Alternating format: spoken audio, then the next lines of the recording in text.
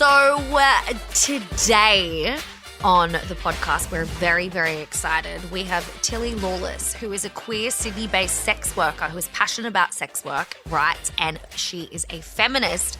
We're very excited to have Tilly on because we've had a little bit of talk about OnlyFans, but we feel that Tilly is going to give us a little bit more of a deep dive into not just the platform, but what sex work actually is and what it does for society and has kind of probably always done, but more so now. Tilly's amazing. She has a book out called Nothing But My Body, which we're going to put in the show notes, but pretty much we're just going to ask her questions, whatever pops into our little heads, and we hope you enjoy. Enjoy. Here's Tilly. All right. So good. We do have some questions for you, Tilly, because we have found that it's been such a big topic circulating. I mean, it's a tale as old as time. It's been a topic forever, but circulating more so on not on the social medias is obviously OnlyFans, which we're not saying that's what, I'm not even sure if you do that, which has got us talking about sex work and how important it is in society and how important it's always been. So can you tell us a little bit about what you do, if you do OnlyFans, if you only do, in-person stuff? So I did do OnlyFans for a brief stint during the first lockdown in 2020, and I personally hated it. I much prefer in-person sex work. So I do largely brothel work, and I also do escorting, and I've done both of those, as well as massage parlor work I've done as well for coming up to 10 years now. Oh. What's the difference between escort work and brothel work? They're both full service work. So full service is the industry term for like penetrative sex. Okay. And the difference is that at a brothel you're in-house. So the overheads are covered by the house in terms of like advertising, like providing a place to work from, and you just show up to your set shift and the client meets everyone and picks who they want to see. The house takes a cut. Whereas like escorting, you are going to see a client, whether like at a hotel room or at a private residence, or they're coming to you at a private residence or hotel room, and you could work for an escort agency where I guess it operates similarly to a brothel where they're taking a cut. But most people these days work privately with escorting because of like the internet has made it far more easy to advertise your services, and you can really brand yourself as like a bit of a niche worker if you want. So a lot of people turn to escorting because they are going to make, I mean, there's higher overhead costs, sure, but like there's a higher return in terms of your rates. Right. And if you're someone who might not get hired at a brothel, you can carve out a niche for yourself in escorting. Yeah. But you're really doing the same thing. You're still having sex with the clients. And what about the security, like the safety? Well, yeah, that's one of the reasons why I personally prefer brothel work. That doesn't mean you can have awful clients in any way that you're working, of course, like because men generally can be awful if they want to be. But I like working at a brothel because I'm surrounded by other people on shift with me. There's, CCTV cameras. Like I've just always felt a lot safer. Yeah. Mm-hmm. And there's different kind of brothels. Oh, yeah, of course. Yeah. I mean, yeah, there's like, I don't even know, probably hundreds of them in Sydney, whether licensed or unlicensed. And yeah, you can choose the place that works for you. Some places you make more money than others. Like I tend to make more money at places with more like South and East Asian clientele. I don't make money at places with mainly Lebanese clients because Lebanese clients usually like a girl with, tits and ass, and that's not me.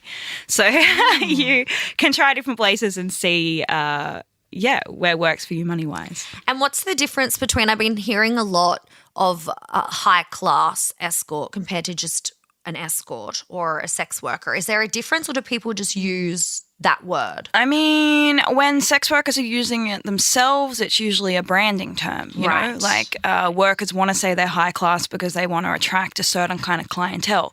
That doesn't mean there's like not real what we would call like internalized whorephobia in terms of like certain escorts saying, oh, I'm not like those girls who, only make $100 for a fuck at a brothel, like I'm charging this much. But a lot of the time it can be just a branding term for advertising.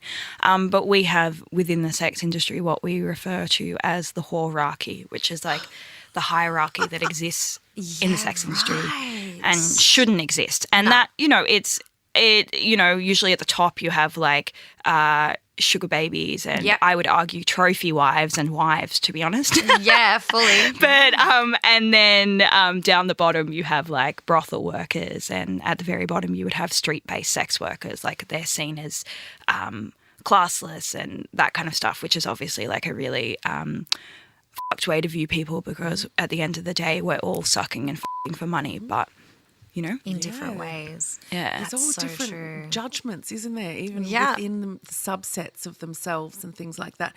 Why would, in your opinion, Tilly, that someone on the as a street worker not going to work in a brothel? Okay, so sometimes historically, a lot of street-based sex workers have been sex workers who wouldn't get hired in a brothel. Right. So often trans women have turned to sex work because brothels can be transphobic. They don't want to hire trans women. Often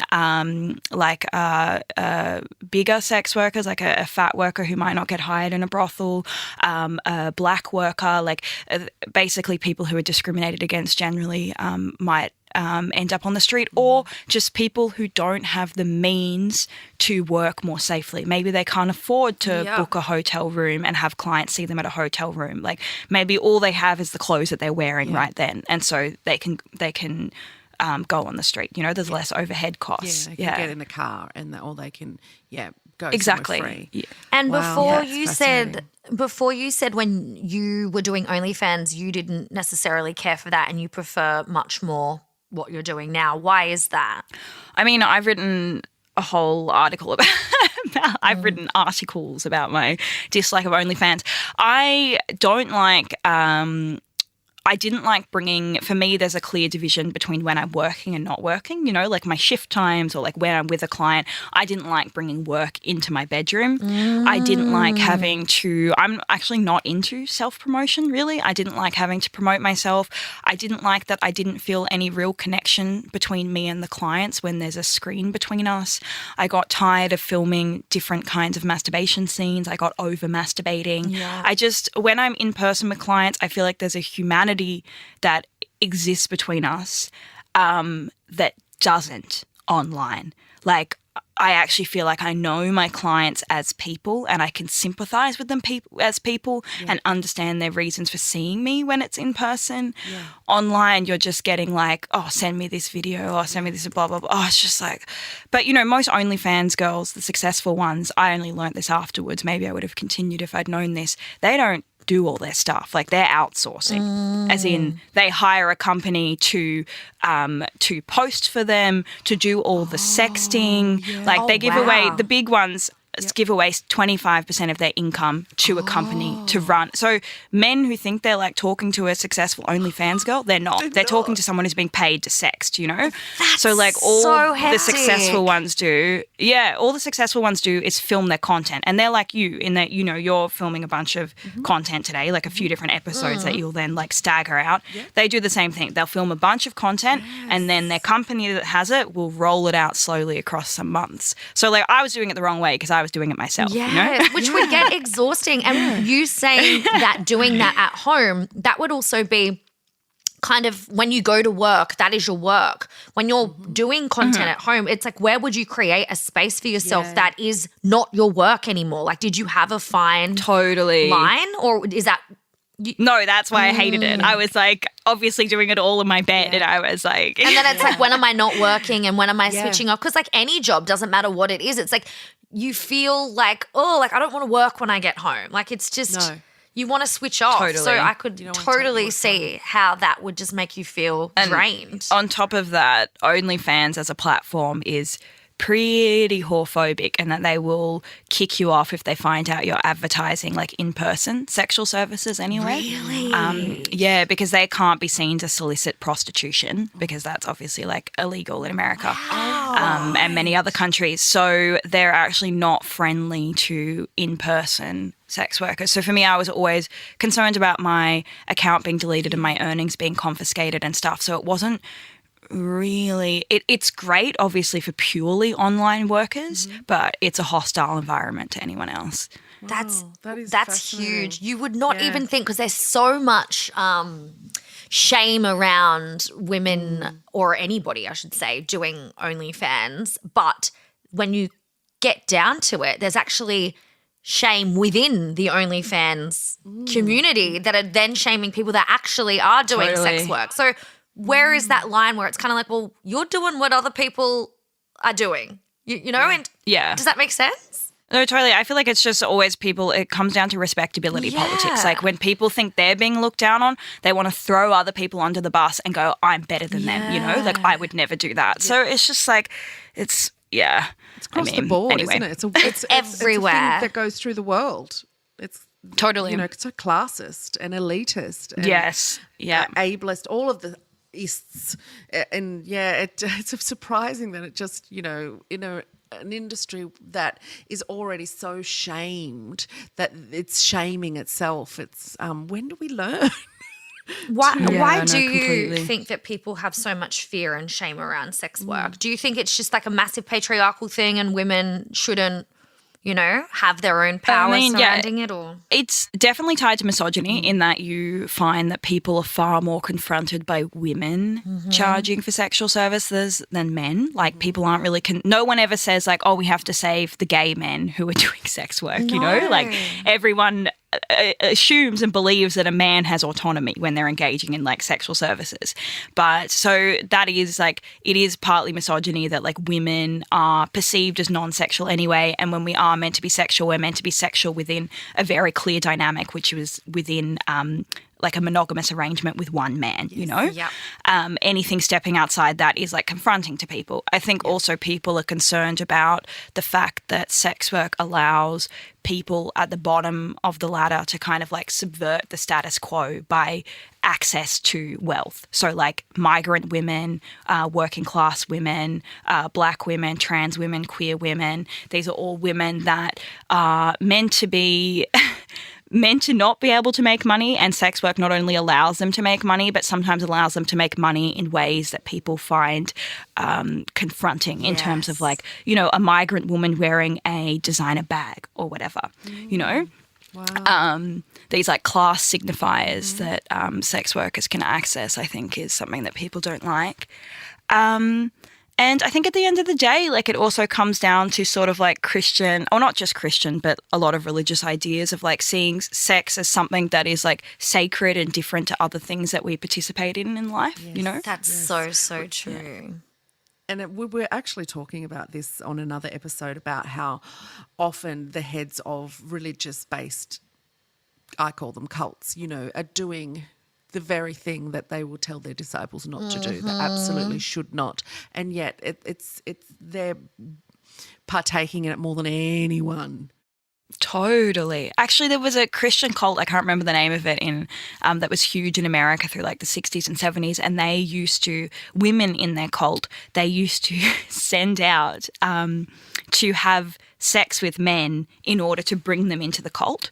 And it was obviously criticized as like a form of like prostitution in a way. But the cult was like, no, like these are hookers for Jesus. That's what they called them. They're like, and it was like a form of evangelism to like, you know, fuck these men and bring them into the cult. Yeah, you could so see that happening. The amount of stuff that we're told and we've been made to believe just based off literal story time. Like it's wild to me. This is why it's so good to have platforms now to allow especially women, queer, minorities to work where they want to work and to create a safe space. So say, for example, if you had somebody come up to you that wanted to get into the line of work that you do, what would you say to them in order, because I feel like a lot of people think when people go into sex work, they've come from this like bad background and be like, oh no, I respect them, but I wouldn't want my daughter to do that. Why do you think people do that? And why is that not the case at all? Well, look, I think the reality is often people do enter the sex industry because they're marginalised in some way. Yeah. Which doesn't mean you should be like, oh, poor them. But, you know, like I entered the sex industry because I came from like a financially, you know, impoverished background and needed the money. Yeah. Like, and, you know, sometimes the only resource people have left is their body. So like why wouldn't someone engage in work like labor of the body when that's the thing that they have, you know? And sex work is a thing with like low barrier to entry. So like that's why those like unfortunately I feel like people wield those stereotypes in an unfair way because they, instead of going these people are in sex work because they're marginalized, they're like these people are not valuable because they're in sex work. Right, you know, like it's like a different way of looking at it. But for me, look, if someone says they want to get into the sex industry, the first thing I always say is I think you need to find out the legality of the state or country in which you're working, because the reality is most places in the world it's illegal and you can go to jail for doing it. And even in places where it's decriminalised, like New South Wales, you can still have your children taken off you in custody battles for being a sex worker.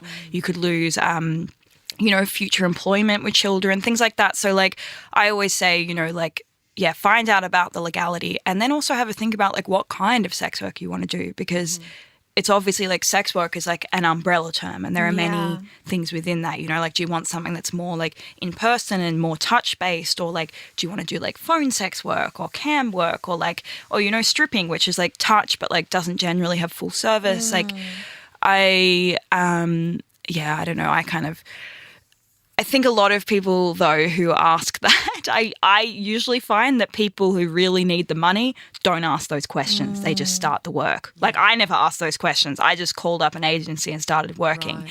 And often people who ask me those questions will ask me those questions and never actually enter the industry because they're throwing around the idea of sex work as something that's, like, easy money, and they haven't thought of the repercussions of entering that line of work, which are very real repercussions. There shouldn't be repercussions for entering this industry, but there are. Yeah. Like, yeah. Yeah. And that's one of my questions was going to be, why did you get into it? And you've answered that.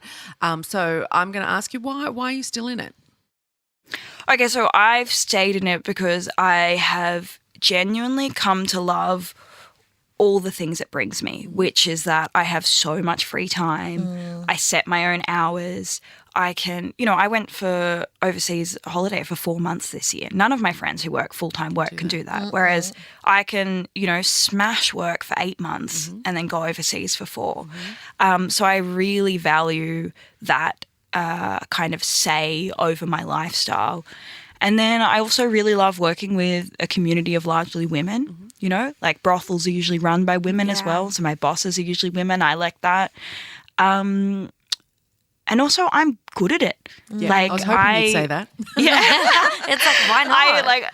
I earn more money now at, you know, almost 30 than I did when I was 20. And like, I think that's especially interesting considering we're told that like you're only valuable when you're young as a woman. And for me to see my earning go up with age and understand that, yes, there are men who like young women, but there are also men who appreciate seeing someone that they feel is more their equal, is something that I really like. And yeah, I don't know. I used to think I was going to quit by 30 because I thought 30 was really old, because when you're 20 you think 30 is old. Right, you do. And then you hit 30 and you're just like, oh my God, I'm still a baby. Do you enjoy it? I enjoy the things it brings me, and I feel like when people ask that, they usually mean like, do you enjoy the sex? Yeah. And I feel like maybe I genuinely enjoy the sex 20% of the time.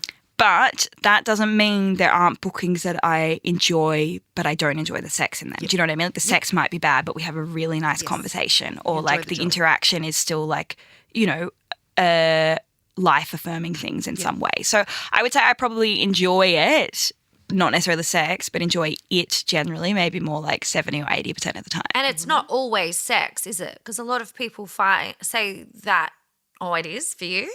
I mean, I feel like when people say, like maybe 1 in 100 bookings, the guy might not want to fuck, you know? Like they generally, I feel like people say that because they want to distance themselves from the physical labor of it and be like, oh, you know, this is emotional labor. Yeah. And I mean, it is emotional labor too, but I don't think you can discount that it is also a huge part of it is sexual. It's sexual, like, yeah. Yeah.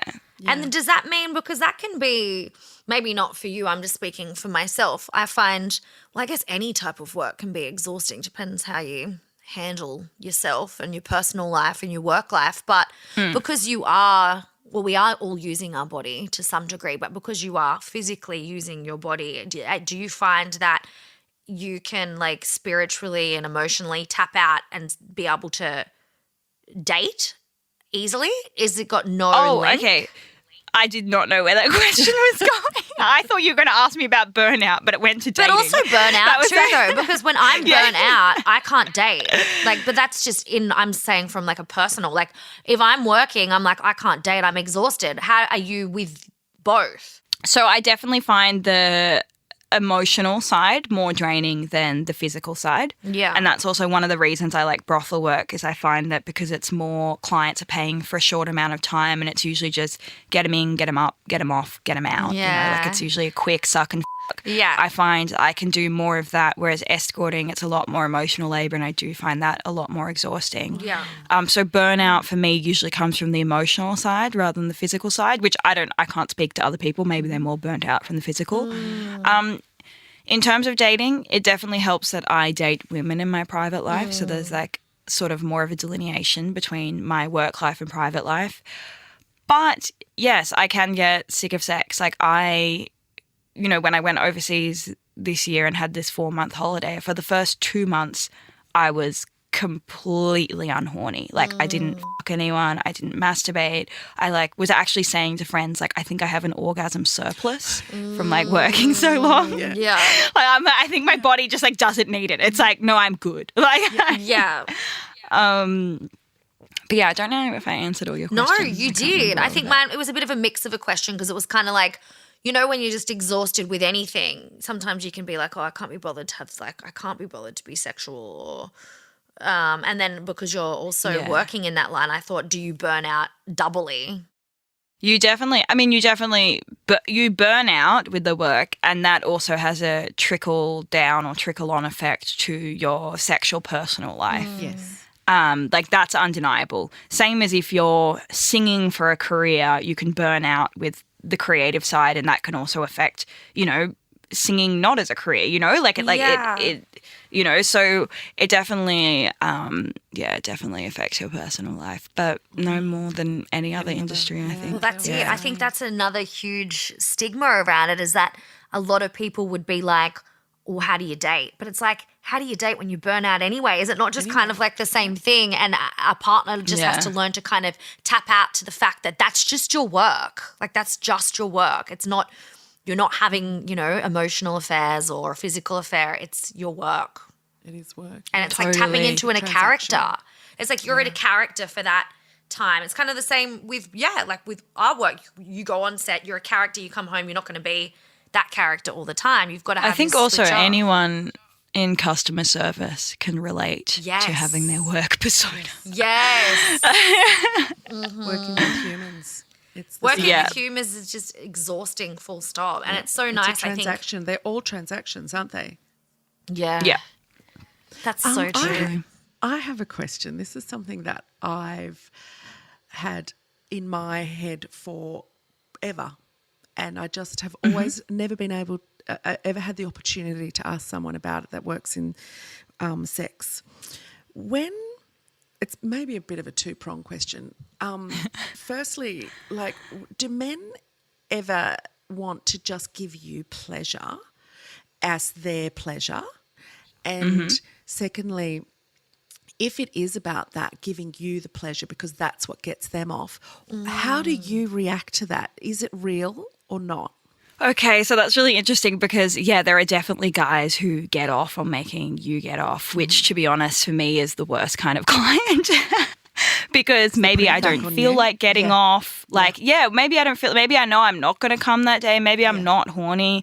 It's like, maybe I don't want the focus to be on me. Yeah. And like when they have that insistence, I think at the end of the day, it's still about their pleasure because they pretend it's altruistic. You know what I mean? But like if, I've had guys who've been like, oh, like I just want to make you come. And then sometimes I'll turn around on them and I go, I actually don't feel like coming. Like I feel like lying here and talking. And then they're like, oh, but I've paid to and then it's like, oh, well, there we go. Yes. Like this isn't actually about what I want to do here, So like I don't know. I find that like ingenuine because it is still about their pleasure when they say, getting off makes them get off,